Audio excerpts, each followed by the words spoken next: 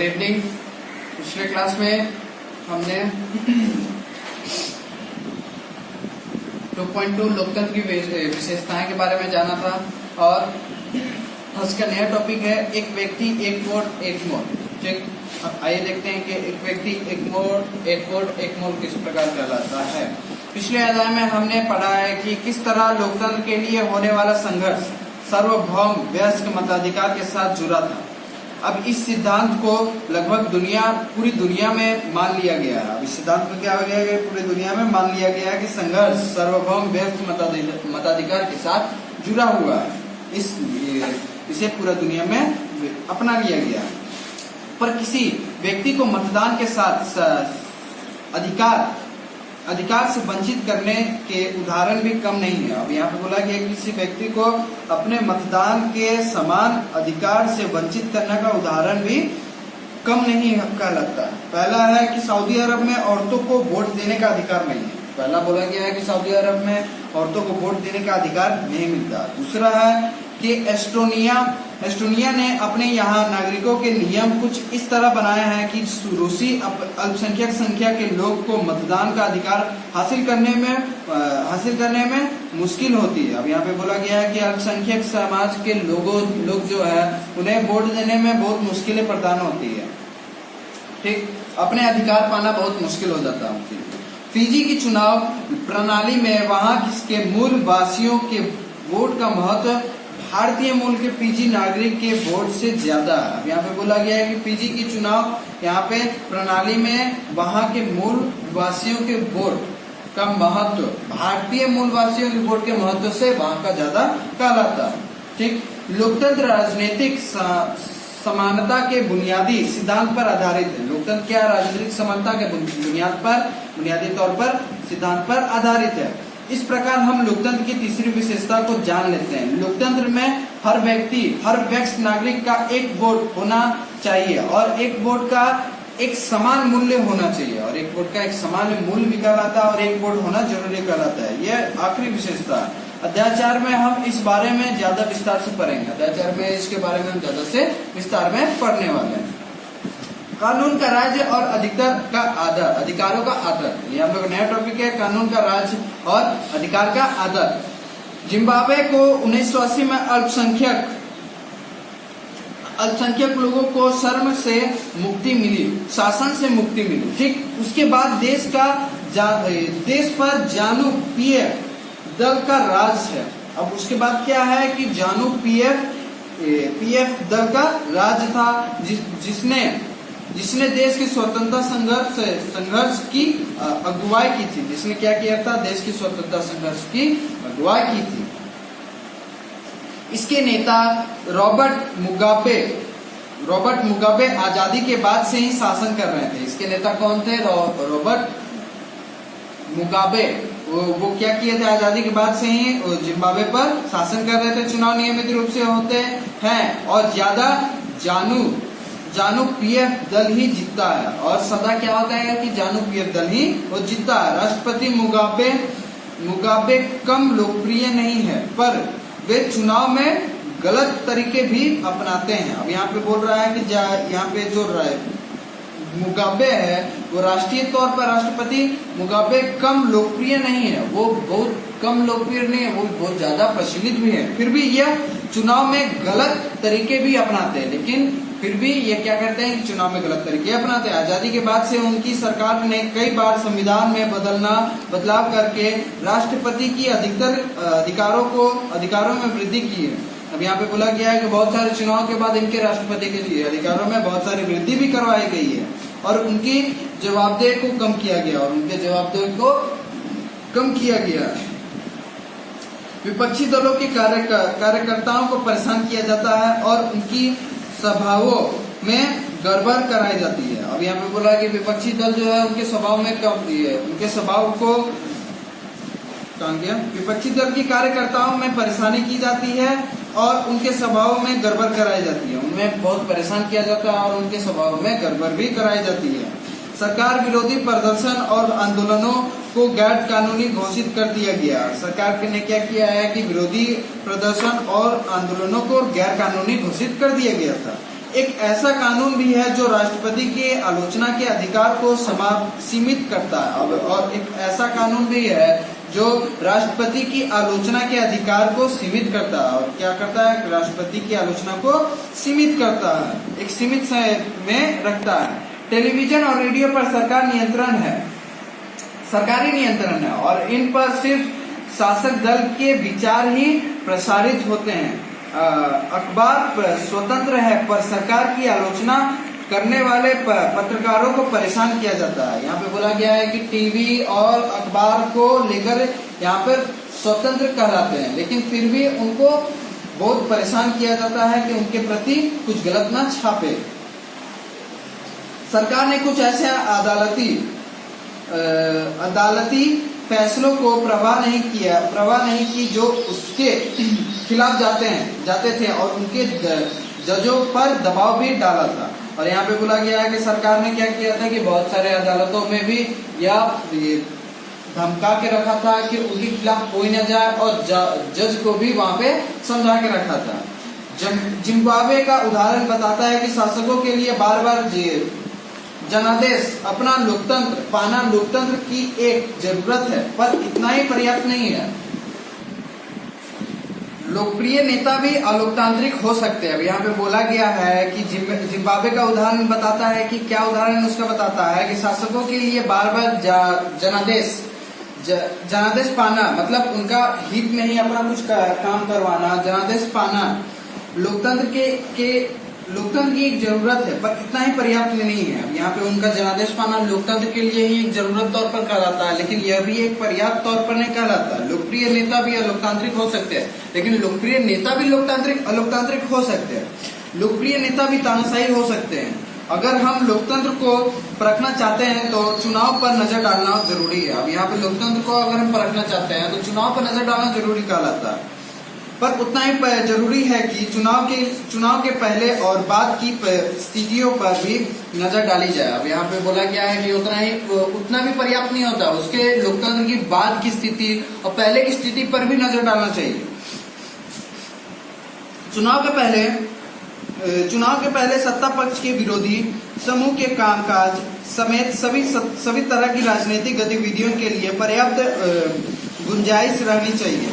और यहाँ पे बोला गया है कि चुनाव के पहले क्या करना चाहिए? सत्ता पक्ष के विरोधी समूह है के कामकाज समेत सभी तरह की राजनीतिक गतिविधियों के लिए पर्याप्त गुंजाइश रहनी चाहिए, मतलब उनके लिए पर्याप्त गुंजाइश होनी चाहिए कि यह ठीक है कि नहीं है। इसके लिए जरूरी है कि सरकार नागरिकों के लिए बुनियादी अधिकारों पर आदर करे। अब यहाँ पे इसके बाद यह भी बताया गया है कि सरकार जो है कि सरकारी बुनियादी आधार पर कायम रहे और यह अधिकार का आदर करे। ठीक, उनको सोचने की, अपनी राय बनाने की, सार्वजनिक रूप से अपने विचार व्यक्त करने की, संगठन बनाने की, विरोध करने और अन्य राजनीतिक गतिविधियों करने की स्वतंत्रता होनी चाहिए। अब यहाँ पे बोला गया है कि विरोध करने और अन्य राजनीतिक गतिविधियां करना स्वतंत्रता होनी चाहिए। उनको क्या कि किन चीजों की आवश्यकता होनी चाहिए? अपनी राय बनाने, सोचने की, अपने राय बनाने की, सार्वजनिक रूप से विचार व्यक्त करने की, संगठन बनाने की, विरोध करने की, बहुत सारे अन्य प्रकार के गतिविधियों का स्वतंत्रता मिलनी चाहिए। कानून की नजर में सभी लोगों का समानता होनी चाहिए। कानून की नजर में सभी लोगों का समानता होनी चाहिए। इन अधिकारों की रक्षा स्वतंत्रता न्यायपालिका को करनी चाहिए। इनकी स्वतंत्रता और रक्षा किसको करनी चाहिए? न्यायपालिका को करनी चाहिए, जिसके अधिकांश का आदेशों का पालन सब लोग करते हैं, जिसके आदेश का पालन सब लोग करते हो। इन अधिकारों के बारे में हम अधिक विस्तार से अध्याय 6 में पढ़ेंगे। अब इसके बारे में अधिक विस्तार में अध्याय 6 में बताया गया है, तो वो हम लोग उस समय जानेंगे। इस प्रकार कुछ दूसरी शर्तें हैं जो चुनाव के बाद सरकार चलाने के तौर तरीकों पर लागू होता है। इसके बाद भी जो दूसरे शर्त है जो चुनाव के बाद जो सरकार चलाने के तौर तरीकों पर भी अपनाया जाता है। एक लोकतांत्रिक सरकार सिर्फ इस कानून से मनमानी नहीं हो सकती, इस तौर पर मनमानी नहीं कर सकती कि उसमें चुनाव जीता है, और उस तौर पर यह लोकतांत्रिक सरकार लोकतांत्रिक सरकार सिर्फ इस तौर पर अपनी मनमानी नहीं कर सकता है कि उसने सिर्फ यहाँ पे चुनाव जीता है तो वो अपना मनमानी करे, इस प्रकार नहीं होना चाहिए। उसे भी अपनी बुनियादी तौर तरीकों का पालन करना चाहिए। उनका जो तौर तरीका है, उनका जो बुनियादी तरीका है, उनको भी पालन करना चाहिए। बुनियादी तौर तरीकों का पालन करना होता है, खास तौर से उनका भी बुनियादी तौर तरीकों का पालन करना होता है। खास तौर से उसे अल्पमत वाले समूहों को दी गई कुछ गारंटी का आदर करना होता है। उनका जो दी गया जो गारंटी होता है, अल्पमत तौर पर जो उन्हें चुनाव के समय जो उन्होंने जो गारंटी दिया था लोगों को और आदमियों को, उनको समाप्त करना पड़ता है।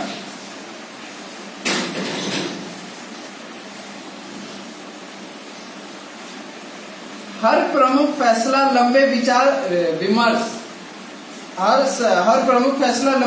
विमर्श के बाद लेना होता है। प्रमुख फैसला क्या होता है कि लंबे विचार विमर्श, मतलब सारे सोचने के बाद ही लेना पड़ता है। हर पदाधिकारी को उस पद के साथ जुड़े अधिकार और जिम्मेदारियां संविधान द्वारा ही दी जाती है। अब इसका हर पद की जो अधिकार होता है, उसका साथ से जो जुड़ा अधिकार होता है, उसके साथ में जो जुड़ा अधिकार होता है, उसका जिम्मेदारी संविधान द्वारा दी जाती है, उसको संविधान द्वारा ही दी जाती है। ये सभी न सिर्फ जनता के प्रति उत्तरदायित्व है, बल्कि उन अन्य स्वतंत्र अधिकारियों के प्रति भी उनका जवाबदेह होता है। यहाँ पे बोला गया है कि बल्कि अन्य स्वतंत्र अधिकारियों के प्रति भी उनकी जवाबदेह होती है। इसके बारे में हम ज्यादातर विस्तार से अध्याय 5 में पढ़ेंगे। इसके बारे में ज्यादातर अध्याय विस्तार से अध्याय 5 में बताया गया है। ठीक, इस प्रकार हम लोकतंत्र की चौथी और अंतिम विशेषता का रेखांकित कर सकते हैं कि एक लोकतंत्र सरकार संवैधानिक कानूनों और नागरिक अधिकारों द्वारा खींची लक्ष्मण रेखाओं के भीतर ही काम करती है। अब यहाँ पे बोला गया है कि एक लोकतांत्रिक सरकार संवैधानिक कानूनों और नागरिक अधिकारों द्वारा खींची लक्ष्मण रेखाओं के भीतर ही काम करती है। ठीक, यहाँ पे यह बोला गया है कि जो सरकार होते हैं वो लक्ष्मण रेखा के अंदर ही जो सीमित जो नियम होते हैं, जो कानून होते हैं, उनके भीतर ही उनको काम करना पड़ता है। परिभाषाओं का सारांश। अब यहाँ पे पहला जब हमने टॉपिक स्टार्ट किया था तो यह बोला गया था कि उनकी विशेषता के अनुसार लोकतंत्र को परिभाषित किया जाए। तो हमने पूरी तरह ये लोकतंत्र की विशेषताओं को व्याख्यात कर लिया गया। उसके बाद उनके सारे सारांश में परिभाषा किस प्रकार निकलता है, आइए देखते हैं। आइए अब हम अब तक हुआ चर्चा को समेटे। हमने लोकतंत्र की इस सरल सी परिभाषा की बात शुरू की थी कि लोकतंत्र सरकार का एक ऐसा रूप है जिससे शासकों का चुनाव लोग करते हैं। हमने पाया कि जब तक हम इसके कुछ प्रमुख शब्दों के बारे में और स्पष्ट न हो जाए, यह परिभाषा पर्याप्त नहीं है, यह परिभाषा पर्याप्त नहीं कहलाता था। अनेक उदाहरण के जरिए हमने शासन के एक तरीके के रूप में लोकतंत्र की 4 विशेषताओं को रेखांकित किया। इसके अनुसार लोकतंत्र शासन का एक ऐसा रूप है जिसमें, अब यहाँ पे बोला गया है कि सारे विशेषताओं को रेखांकित किया था। अब उसके अनुसार लोकतंत्र शासन का एक ऐसा रूप है जिसमें लोगों द्वारा, पहला पॉइंट बोला गया है कि जिसमें लोगों द्वारा चुने गए शासक ही सारे प्रमुख फैसले करते हैं। जो लोगों द्वारा चुने गए शासक है वो ही सारे प्रमुख फैसले करेंगे। दूसरा पॉइंट बोला गया है कि चुनाव लोगों के लिए निष्पक्ष अवसर और इतने विकल्प उपलब्ध कराता है कि वे चाहे तो मौजूदा शासकों को बदल सकता है। अब यहाँ पे बोला गया है कि जो लोगों के पास, इनके पास इतना शक्ति होता है कि वो अपने शक्ति अनुसार, अपने मन के अनुसार वो अपने दल को, मतलब अपने सरकार को चुन सकते हैं और अपने सरकार को हटा भी सकते हैं अगर उन्हें पसंद ना हो तो। ठीक, तीसरा पॉइंट बोला गया है कि यह विकल्प और अवसर सभी लोगों को समान रूप से उपलब्ध हो। यह एक विकल्प और यह अवसर सभी लोगों को समान रूप से मिलना चाहिए। और चौथा पॉइंट बोला गया है कि इस चुनाव में से बनी सरकार संविधान द्वारा तय बुनियादी कानून और नागरिक अधिकारों के दायरे में मानते हुए काम करती है। और यहाँ पे चौथा पॉइंट बोला गया है कि जैसा हमने लास्ट टॉपिक में पढ़ा था कि जो समान दायरा होता है, जो समान नियम कानून होता है, उसके अंदर में, अपने लक्ष्मण रेखा के अंदर में वो अपने सरकार को काम करनी चाहिए। ठीक, इसके अनुसार हमने लोकतंत्र की परिभाषा को व्याख्यात किया और उसके बारे में जाना कि हर पॉइंट के अनुसार परिभाषा किस प्रकार होगा। ठीक, उसके बाद हम लोग का नेक्स्ट टॉपिक है 2.3 लोकतंत्र ही क्यों। अब यहाँ पे बोला गया है कि सरकार में लोकतंत्र ही क्यों लिया गया था। ठीक, तो हम लोग वो नेक्स्ट क्लास में पढ़ेंगे। ठीक, आज के लिए सिर्फ बस इतना ही, आज बस खाली इतना ही जानते हैं। और उसके बाद आप लोग को क्या करना है कि इसको दोबारा से रीड करना, ज्यादा कुछ बड़ा बात इसमें नहीं बोला गया है, बहुत अच्छे अनुसार यहाँ पे समझाया गया है।